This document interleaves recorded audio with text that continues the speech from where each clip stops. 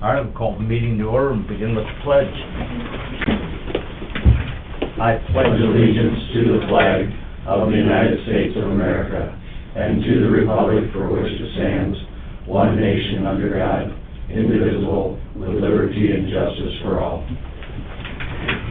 Thank you. Good morning, everyone. First item on the agenda is to approve our agenda.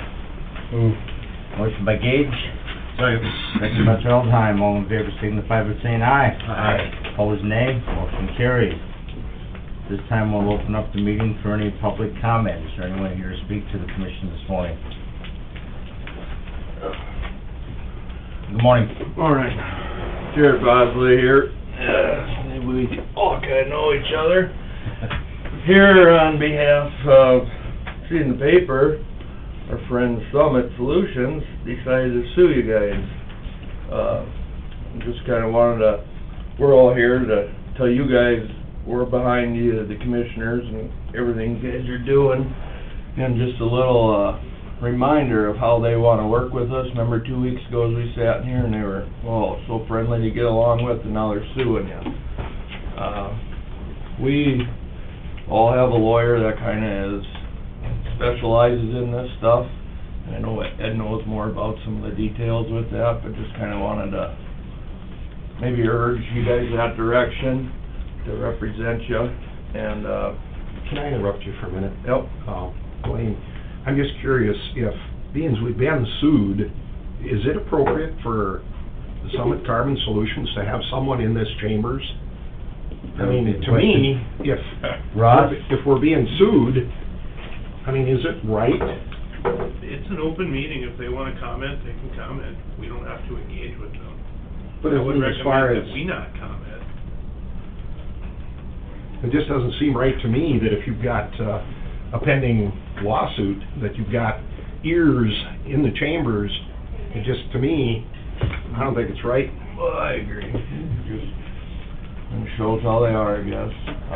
I'm sorry. But no, then kind of just wanted to, if you guys know where we're at, and I'll kind of let Ed talk on the lawyer part of this thing. He knows more about it than I do, so you guys keep doing the right thing. As far as the attorney part of it, to the best of my knowledge, we are represented by the South Dakota Public Assurance Alliance, who will probably end up being engaged in this lawsuit, I assume, Ross? That's correct. Okay. Go ahead. Good morning. I'll just follow up what Jared said. First of all, I'd like to thank you for the position you've taken. I know it can't be pleasant.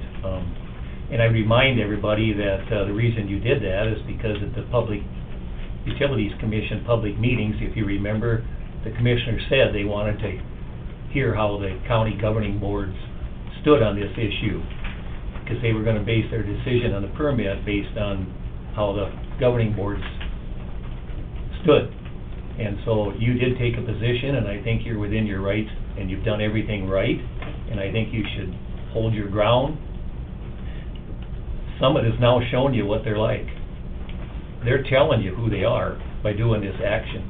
We as landowners have known this for a long time, and unfortunately now you gentlemen are finding it out too.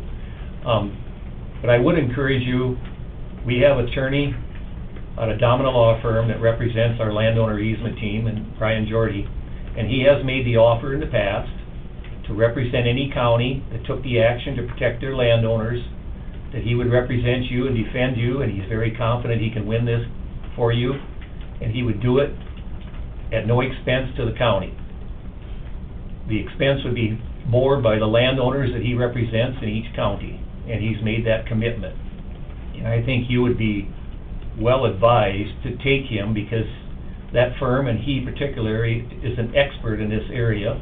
And I understand you have representation there, but I think this is the person that would not be compromised.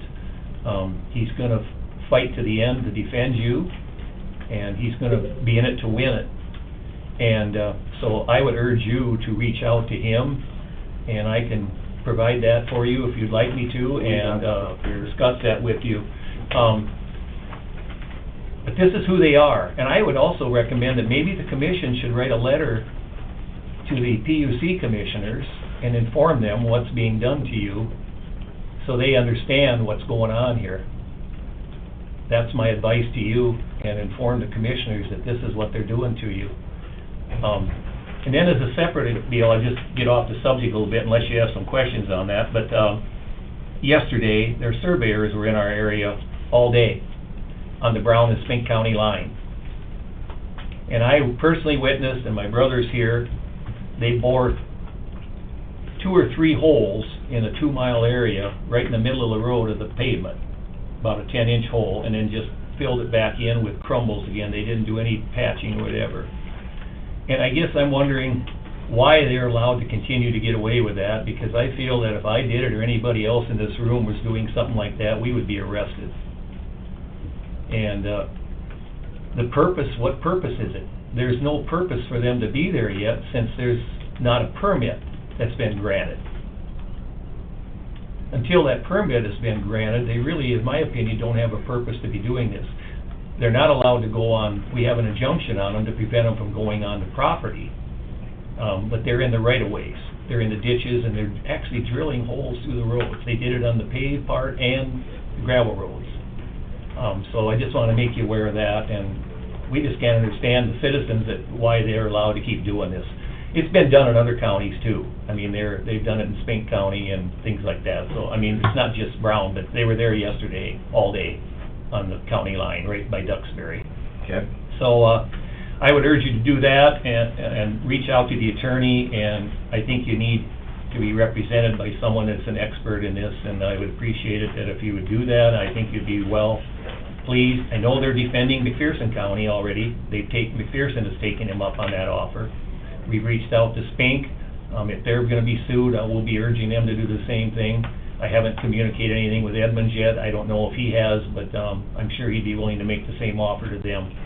So that's where we're at on that. And just so you know, I mean, we landowners appreciate what you've done in defense. It's pretty sad when you've got a governing body that's reached out to defend your citizens, and then you have to be sued for taking an action that you justify. This is an attack not just on us landowners by suing you gentlemen. They're suing every taxpayer and citizen in the county. It's an attack on everybody now. And like Jared said, just last meeting, I think you had the new spokesman for the area for Summit come in here and tell you that they want to work with you guys and what can we do for you. In my opinion, this is sure a funny way of showing it. But as I said earlier, now you know who they really are. They've shown themselves. This is who they are. One more thing I'd like to clear up. I mean, I know the new article I read in the paper about this, there was a statement that said that landowners were suing Summit. That's not true. The landowners are not suing Summit. The only legal action being taken against Summit on behalf of landowners is in response to their suing individual landowners to force easements. The legal action that we have undertaken is for an injunction to stop them from surveying. That's far different than what they're doing, instigating lawsuits personally against, I think it's over 80 landowners that I'm aware of in South Dakota that they're personally trying to sue. And now we've got at least 2 commissioners, county commissions that they're suing. So they're the ones that are doing the suing here. Let's just make that very clear. We're responding. November 10th, here at the Brown County Courthouse, just for your information, there will be a hearing. The injunction hearing was supposed to be today. The judge postponed that indefinitely because our attorney, Mr. Jordy, has subpoenaed the records of the ethanol companies supporting this, because they've been telling everybody that they have to have this or they won't be able to survive. So he's asking for their records. They're resisting the subpoenas and turning that information over.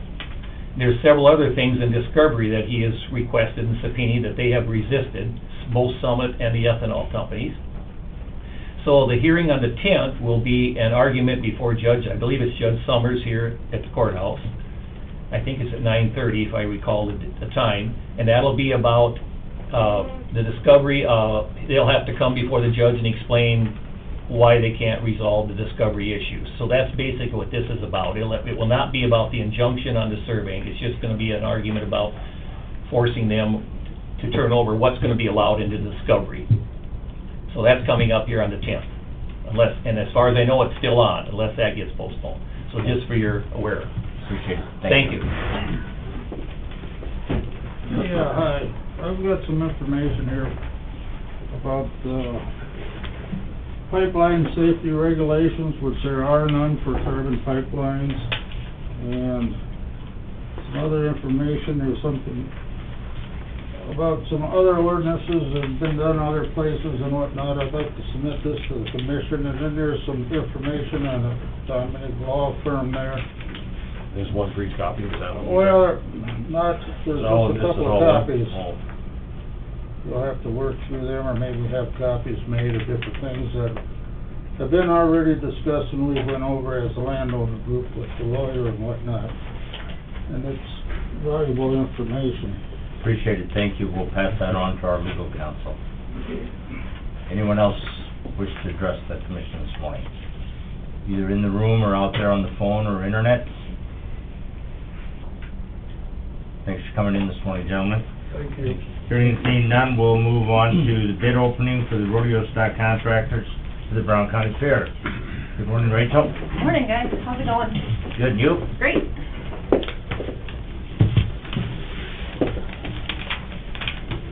All right, notice is hereby given that sealed bids will be received in the chamber of the Brown County Board of Commissioners at the Brown County Courthouse Annex, 25 Market Street, Suite 1, Aberdeen, South Dakota, until the hour of 8:45 a.m. on November 1st. At said time and place, all bids will be publicly opened, read, and considered by the Brown County Commissioners. Project is rodeo stock contractor in years 23, 24, and 2025 at the Dakota Bank Stampede Rodeo, Brown County Fair, located at Brown County County Fairgrounds.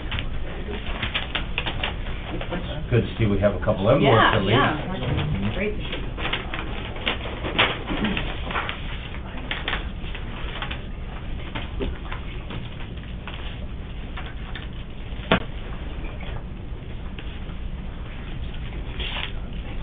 And I did want to recognize one of our rodeo committee members is here, Karen Treasy. Thanks for joining us. Morning, Karen. First, proposal is Bailey Rodeo, Pro Rodeo out of Karlsruhe, North Dakota. Bailey? And I think they're on the phone with us.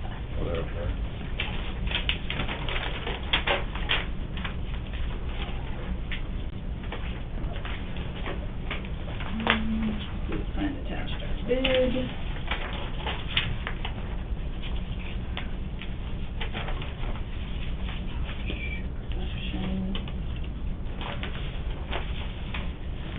Did the RFP ask for multiple year bids? I don't remember. We did, yeah, so we Okay. did the sum for 23, 24, 25, and then what the three-year total is, as well as how many, hotel rooms they require, because if you remember, they bring a lot of their folks with them to put that on. First bid from Bailey, sum for 23 is 45,000, 24, 45,000, 2025 is 45,000, so the same 45,000 for all 3 years, for a total of 135,000 for 3 years, requiring 10 hotel rooms.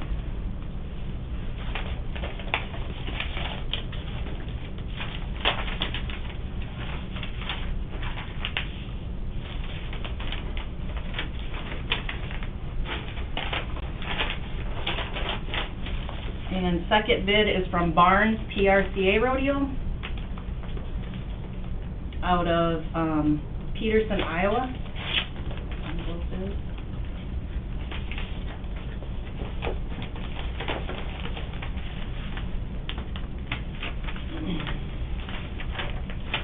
References. 23, 24, and 2025, same amount, 65,000, for a total of 195,000 to put on the rodeo for 3 years, requiring 4 hotel rooms.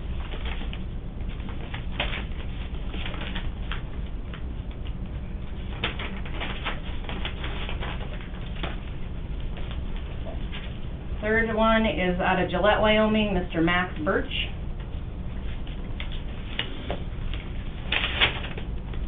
A lot of bees in the rodeo Yeah. stuff. Okay, so he was just letting us know, thank you for contacting us about the rodeo opportunity. It just won't fit into their schedule, so they're not bidding on it. Okay. Just out of FYI, Karen helped put together a list of area contractors. We found about a dozen of them that we did send out. We snail mailed it, and then we followed up with a FYI deadline is Tuesday last week, so there shouldn't be any reason folks didn't know about it, is what I'm trying to say. So then third one here is from Sutton Rodeo. And Sutton, has been our past one, and they're out of Oneida. So 23 would be $55,356.50. Second year would be $58,124.33. And third year would be $61,030.55. Add it up here. I'll get there. For a total of $174,511.38, requiring 8 hotel rooms.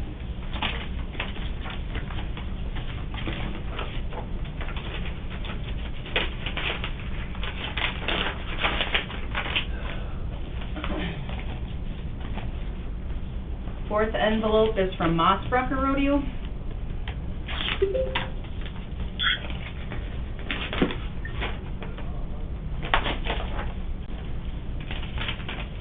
And they are out of Mandan, North Dakota.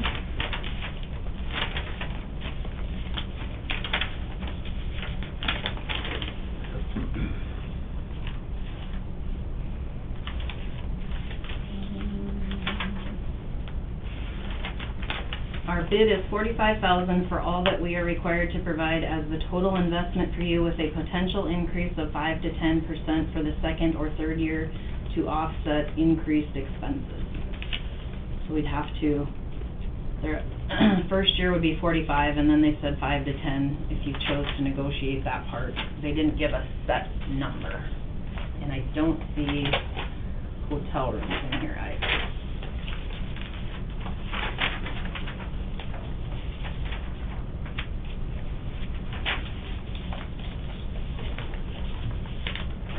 And fifth option is Corco Rodeo. And they're out of here.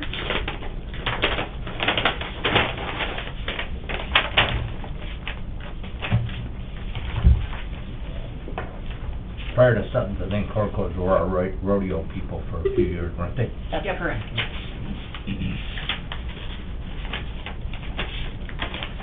Sum for services 2023 is $38,000. 24 would be $39,000. 2025 would be $40,000. Total of $117,000 for the 3-year contract. The number of hotel rooms required is 6, coming in Sunday, leaving Tuesday. From Jim Corco. And there is quite a bit of, because if you remember, it's not solely cost that we put in the RFP, but it's experience, relationship with PRCA, WPRA. So if you guys are inclined, I would say that we defer the decision so we can go through some of the history of which rodeos they've done and some of that stuff. Fair Board doesn't meet until the second Wednesday, so if you wanted to defer 2 weeks, I can get a recommendation from them, but if you only want to defer 1 week, I could gather the rodeo committee at least together, completely up to you.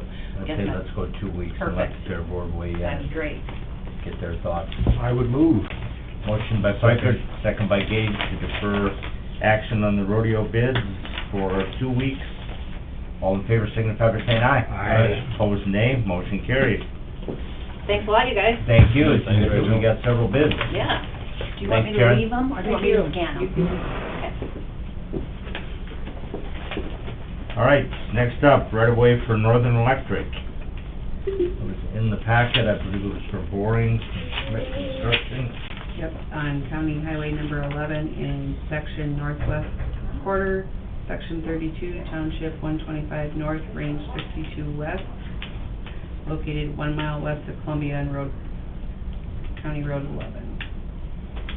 Dirk is on the line, I don't think he... Dirk, do you have any objection to this right-of-way occupancy? No, it's actually, this would be a good time to be working in that area, 'cause that's a really tough water area most of the year, so, no, they're just gonna go, it's 1 mile, it's that section line 1 mile west of Columbia, and it goes up to Zastro's up there, so they're just gonna bore under the road. Okay. Move it. Motion by Feldheim, Second. second by Gage to approve the right-of-way occupancy for Northern Electric. All in favor signify by saying aye. Aye. Opposed, nay. Motion carries. Moving on to the consent calendar. Okay, approval of the general meeting minutes of October 25th, 2022. Move. Motion by Gage, second by Fikert. All in favor, signify by saying aye. Aye. Opposed, nay. Motion carries. Claims. Move. Second. Motion by Feldheim, second by Fikert. All in favor, signify by saying aye. Aye. Opposed, nay. Motion carries. HR report. Move. Motion by Gage, Second. second by Feldheim. All in favor, signify by saying aye. Aye. Opposed, nay. Motion carries. Lottery permit. Move it. Motion by Feldheim, Second. second by Gage. All in favor, signify by saying aye. Aye. Opposed, nay. Motion carries. Travel request. Move. Motion by Fikert, Second. second by Gage. All in favor, signify by saying aye. Aye. Opposed, nay. Motion carries. Lease option renewal addendum.